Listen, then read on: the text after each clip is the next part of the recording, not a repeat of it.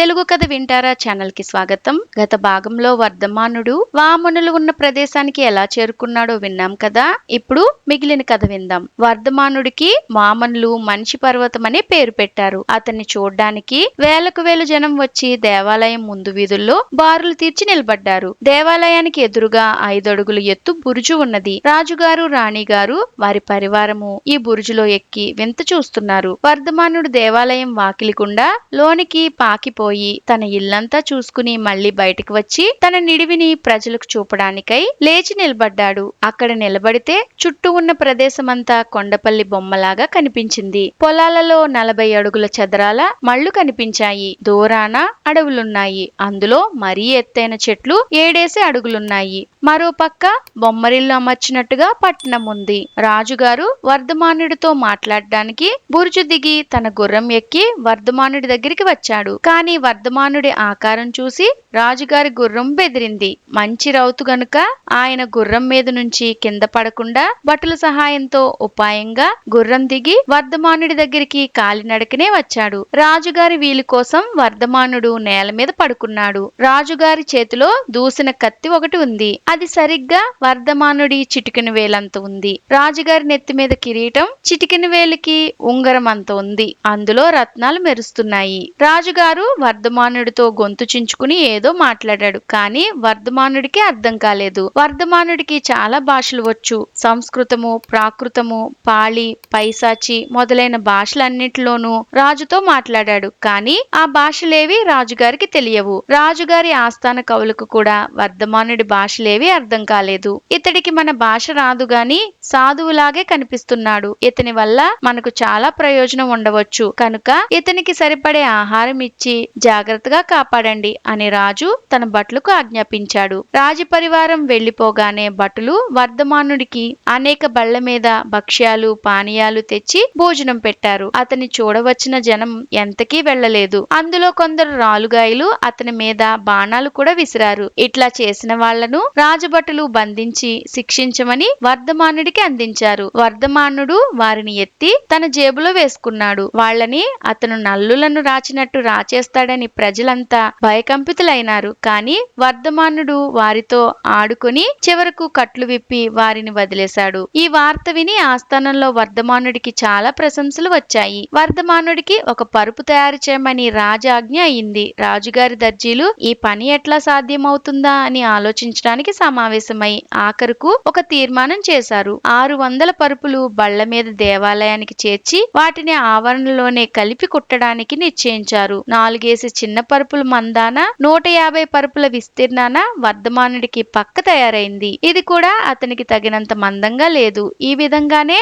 అతనికి దుప్పట్లు కూడా తయారు చేశారు. జేబు రుమాల్ సైజు ఉన్న మామూలు దుప్పట్లను అనేక వందలు కలిపి చేతికుట్లు కుట్టి పక్క మీద పరుచుకోవడానికి దుప్పట్లు తయారు చేశారు. ఈ దుప్పట్లు 10-12 వరుసలు కుడితే గాని వర్ధమానుడికి చలి కాసే దుప్పటి తయారు కాలేదు. వర్ధమానుడికి వామన భాష నేర్పడానికి వర్ధమానుడి భాష నేర్చుకుని అతని చరిత్ర తెలుసుకోవడానికి రాజుగారు పండితులను నియమించాడు. వామన దేశాచారానికి అనుకూలంగా వర్ధమానుడికి దుస్తులు నిర్మించడానికి 300 మంది దర్జీలు నియమించబడ్డారు. అతన్ని చూసి బెదరకుండా ఉండగలందులకు రాజుగారి అశ్వాలకు వర్ధమానుడి సమక్షంలో రోజు కవాతు ఇవ్వసాగారు. మనిషి పర్వతాన్ని చూడ్డానికి పల్లె పట్టుల నుంచి తీర్థ ప్రజ కింద రాజధానికి రోజు వస్తున్నారు. ఇట్లా వచ్చే మూర్ఖ ప్రజల వల్ల రాజమిత్రుడైన వర్ధమానుడికి అపాయం తటస్థించే అవకాశం ఉంది. అందుచేత పల్లెల నుంచి రాజధానికి వచ్చే ప్రజలకు పర్మిట్లు ఏర్పాటు చేశాడు రాజుగారు. అది లేనిదే ఎవరు రాజధానిలోకి అడుగు పెట్టరాదు.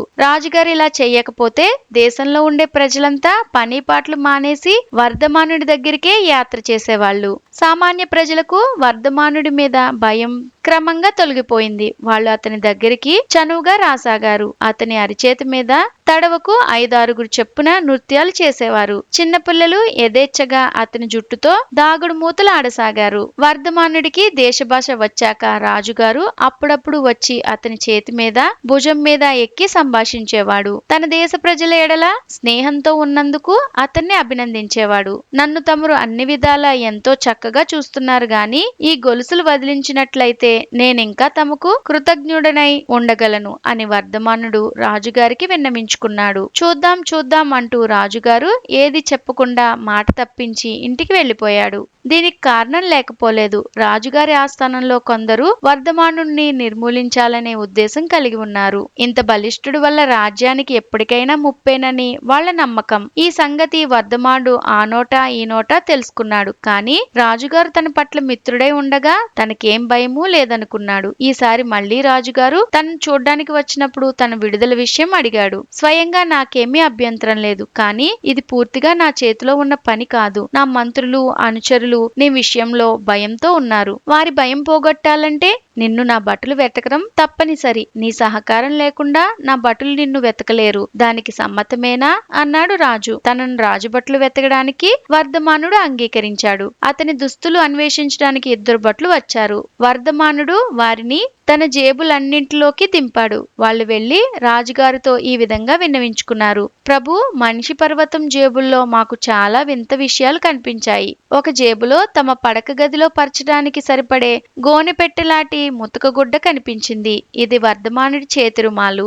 ఆ జేబులోనే పెద్ద పెద్ద బంగారు దిమ్మలు కనిపించాయి. వాటి మీద పెద్ద అక్షరాలు బొమ్మలు చెక్కి ఉన్నాయి. ఇవి బంగారు నాణెములు. మరో జేబులో పెద్ద వెండి పెట్టి కనిపించింది. అది తెరిపించి చూడగా అందులో మోకాలు లోతున మట్టి వంటి పొడి ఉంది. అందులో మేము దిగేసరికి మాకు తుమ్ములు పట్టుకుని చాలా బాధ కలిగింది. ఇది వర్ధమానుని నస్యం డబ్బి. అతని దగ్గర ఒక విచిత్రమైన నిచ్చెన లాంటి వస్తువు ఉన్నది. అయితే ఈ నిచ్చెనకు ఒకవైపే దూలం ఉన్నది. ఈ దూలం మీద భయంకరమైన ముళ్ళు పలు గుళ్ళుగా నిలబడి ఉన్నాయి.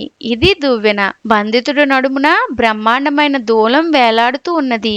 ఇది లోహంతో చేసినట్టు కనిపిస్తున్నది. దీని ఉపయోగమేమిటో తెలియరాలేదు. ఇది వర్ధమానుడి కత్తివర. రాజుగారు 3000 మంది సాయుధ భటులను వెంట పెట్టుకుని ఈ జాబితాలో ఉన్న వస్తువులన్నీ ఇవ్వమని వర్ధమానుణ్ణి అడిగాడు. వర్ధమానుడు రాజుభటులు చూపిన వస్తువులన్నీ ఇచ్చేస్తూ వరలో నుంచి కత్తి దూసి చూపాడు. ఎండలో కత్తి తలతలలాడుతుంటే రాజుభటులు దిగ్భ్రమ చెందిపోయినారు. రాజుగారు ఆ కత్తి మళ్లీ వరలో పెట్టించి దాన్ని కూడా పుచ్చుకున్నారు. ఇది జరిగినాక తనను బంధ విముక్తిని చేయవలసిందని వామన భాషలో వర్ధమానుడొక అర్జీ పెట్టుకున్నాడు. కొన్ని షరతుల మీద అతనికి బంధ విముక్తి కలిగించారు. ఆ షరతులేవంటే వర్ధమానుడు రాజాజ్ఞ లేకుండా దేశం విడిచిపోకూడదు. రాజధానిలో అడుగు పెట్టాలంటే 2 గంటల ముందు తెలియజేయాలి. జనం వీధులన్నీ ఖాళీ చేయించడానికి గాను ఇట్లా తెలియచేయాలి. వర్ధమానుడు రాజవీధుల్లో తప్ప సంచరించరాదు. పచ్చిక బయళ్లలోనూ పొలాల్లోనూ అతను పడుకోరాదు.